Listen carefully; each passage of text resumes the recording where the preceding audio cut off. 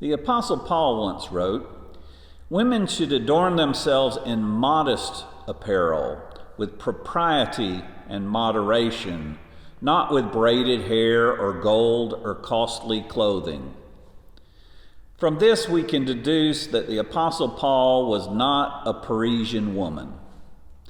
Indeed, if the theology of the Apostle Paul seems overly masculine and chauvinistic, I would argue that the spirit of the city of Paris is feminine.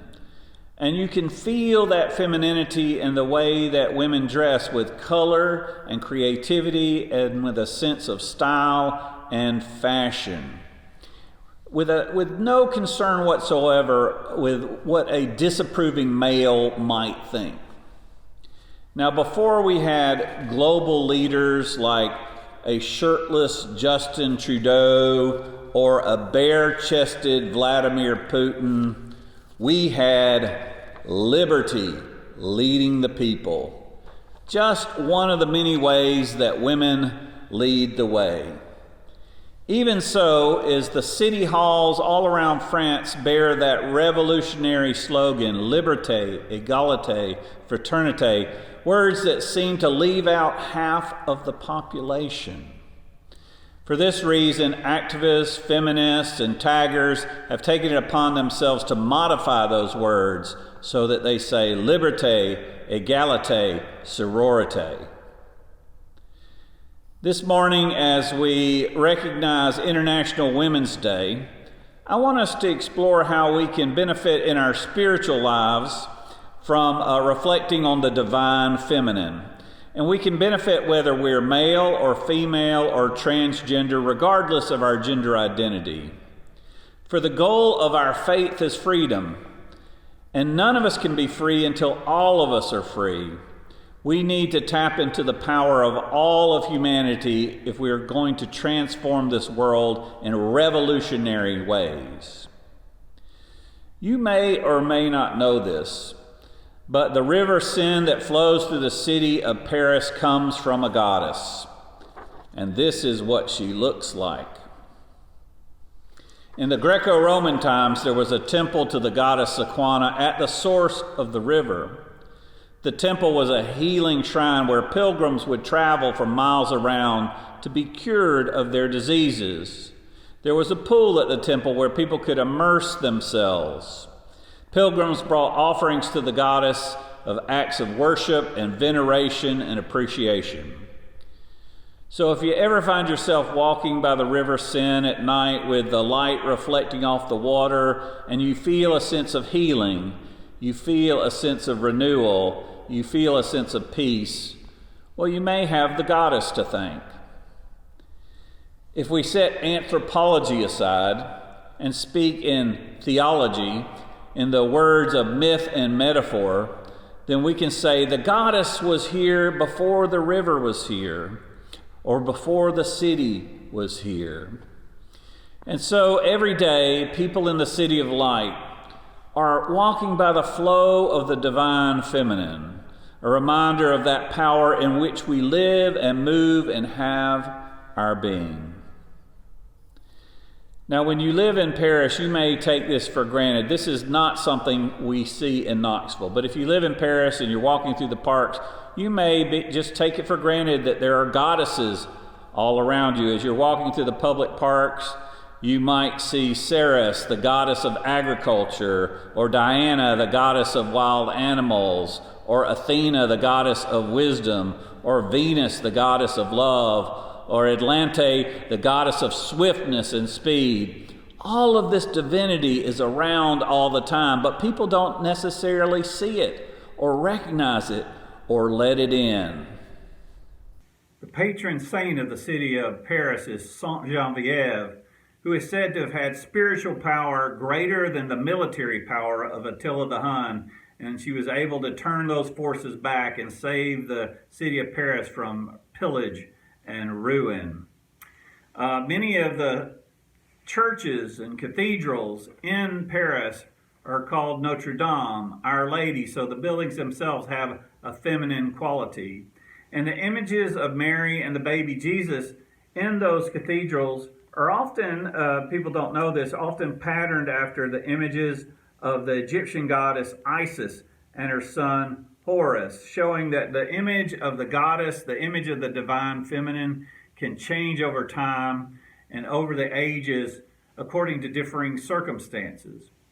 Indeed, after the French Revolution, Notre Dame Cathedral there in the center of Paris was transformed into a temple of reason, because there was some sense that people still needed ritual in their lives, even though atheism was the predominant philosophy of the revolution. And there were rituals that were created around a woman dressed in blue, white, and red, who was called the Goddess of Liberty. And this just goes to show you that atheists can do without God easier than they can do without the goddess. Somehow the goddess manages to bubble up even in the most unusual circumstances and appear even where God can't go. Indeed, in the city of Paris, there is that famous secular sacred symbol, the Statue of Liberty, which this one was a gift from America to France in gratitude for the much larger Statue of Liberty that was given by France to the United States. That image of the Goddess of Liberty shows up in all sorts of places. Tiananmen Square, the protests in Tiananmen Square, and most recently in Hong Kong.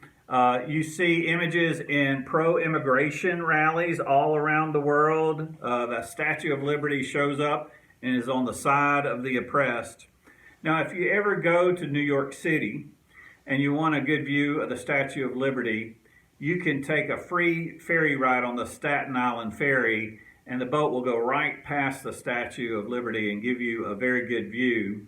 And as you're riding on the boat, you may be mindful of the poetry of Emma Lazarus. Give me your tired, your poor, your huddled masses yearning to breathe free.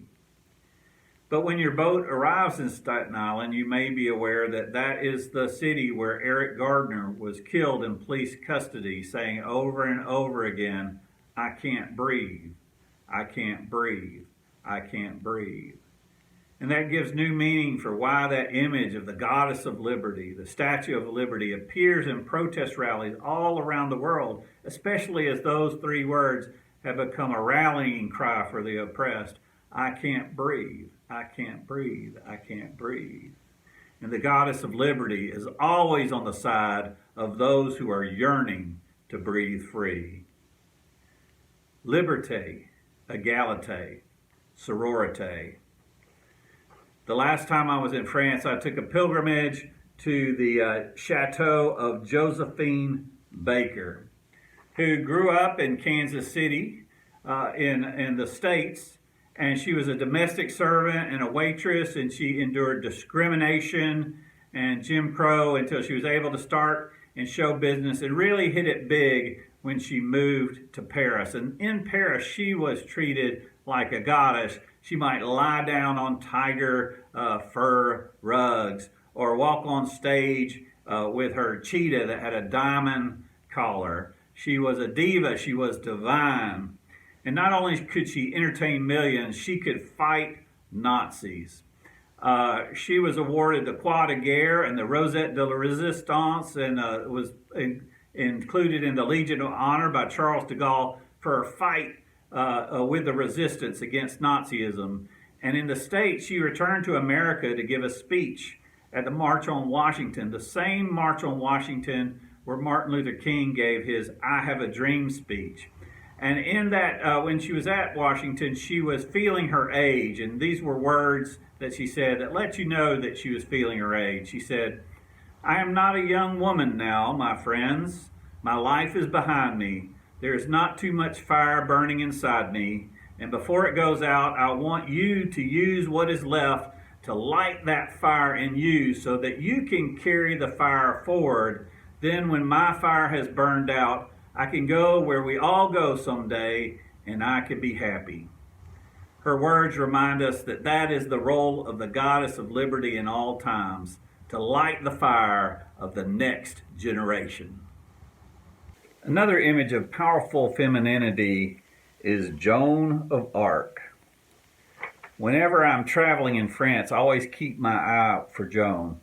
And you can see her everywhere. You can see her in public squares. You can see her in parks. You can see her in museums. You can just see her in churches.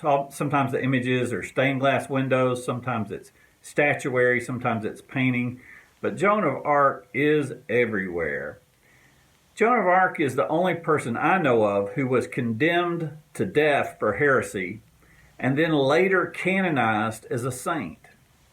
And so I consider her the patron saint of misunderstood people. Unfortunately, in France, the right wing has sort of tried to hijack Joan of Arc, but many progressives have claimed Joan as one of their own. Mother Jones, the famous labor organizer, was called the Joan of Arc of labor. And there are many people in the feminist movement and in the LGBT movement who have claimed her as a feminist and a transgender warrior. Joan of Arc has contemporary relevance for our time. When Joan was burned at the stake, there was a sign above her head that described her as a heretic, relapse, apostate, idolater. And there was a placard below her feet that read blasphemer, unbeliever, boaster, schismatic, soothsayer, invoker of devils.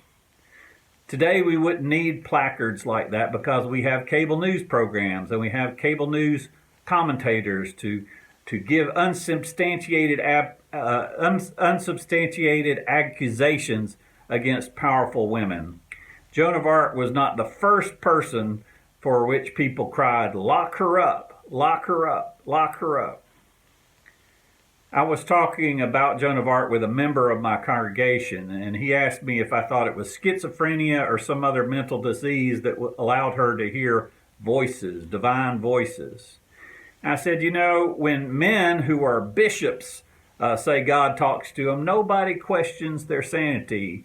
But when it's a young woman who claims to hear the voice of God, then people become armchair psychologists. That's Western society for you.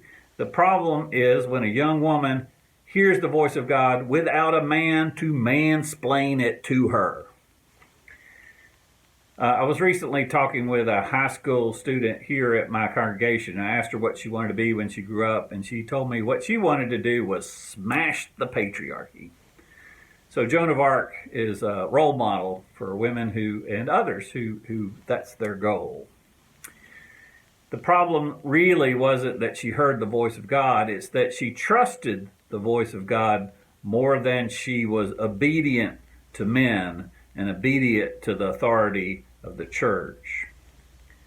Another crime for which she was accused was breaking the commandments of the Bible, defying the book of Deuteronomy, which reads, "A woman shall not wear a man's apparel, nor shall a man wear a woman's garment, for whoever does such thing is abhorrent to the Lord your God." In other words, she was not a religious literalist, and she was not a religious literalist, and she was not a religious legalist. She is what medieval society, the closest thing we might find in medieval society to a religious liberal, someone who openly challenged the literal understanding of some of the scriptures. Now, when this pandemic is over and I come to visit you in France, one of my goals is to go visit the Joan of Arc Museum in Normandy, because I think, she continues to have lessons for us today. She continues to inspire us to take action for good causes in our time. As Joan of Arc so often said, act and God will act. Help yourself and God will help you. Claim your agency, claim your power. In my office, I have a statuette of Gandhi to go with my statuette of Joan of Arc. And the reason is, I think in a world where men are often violent and that violence is directed toward women, we need men to help us learn to be more peaceful, to be role models for how to restrain those violent impulses and become peaceful. And in a world where so much violence is directed by men toward women, We need Joan of Arc and others to teach us how to be powerful and strong. Now, the goddess I see most often in my travels around France is the goddess Diana, the goddess of the hunt. And so it's kind of ironic to me that Princess Diana died in Paris being hunted by the paparazzi, being hunted by all the people wanting to get a picture of her. Now, I'm a bit of a Francophile and an Anglophile, so I hate myself a lot of the time. But I'm not really a royalty watcher. Even so, I remember living in America in the 80s during the AIDS crisis, when everyone was scared of the disease and people were being ostracized from families and communities because people were so afraid of how contagious it might be. And even small children were being ostracized by their families, and there was a lot of fear in the air. And I remember how Princess Diana would go to the AIDS ward of hospitals, and she would sit on people's beds and touch and hug and shake hands. And if you watch some of the old television films of those, you realize that the reporters covering it are scared, and they're clearly reporting to a scared world, people who are terrified of this disease. So I think one of the things we admire about Princess Diana was not her wealth or her status. I think what we admire most about her was her courage.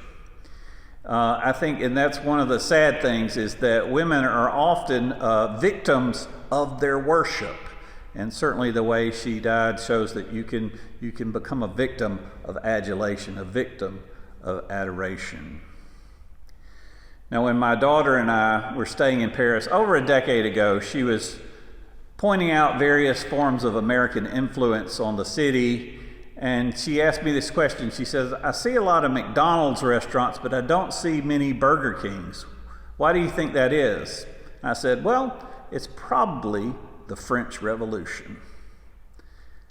Sure enough, a little bit later, we were in a grocery store and we came across a product called President Burger, which seems to reaffirm my ideas about the French Revolution and its influence on hamburgers. Now, if you're living in Paris and you walk in the Luxembourg Garden, you will see statues of queens all around you, looking down on you. And the Luxembourg Gardens and many of the other parks used to be reserved for royalty, but now they're open to everyone. Everyone who walks through it has royal blood. And the power of that blood that flows in you, like the water that flows through the river Seine, that power that flows in you and me and gives us all a sense of our own worth and dignity, our own sense of royalty. The Apostle Paul once wrote, women should adorn themselves in modest apparel, with propriety and moderation, not with braided hair or gold or pearls or other costly clothing. The Apostle Paul was definitely not a Parisian woman. But he did go on to suggest something that could apply to us all, men, women, people regardless of our gender identity, and regardless of our feelings about the fashion industry, when he told us that we could adorn ourselves in good works, we could adorn ourselves in good deeds, and let our inner lives shine with beauty. And this is the way it is, because we live and move and have our being in divinity whenever we are dedicated to Liberté, Egalité, Sororité.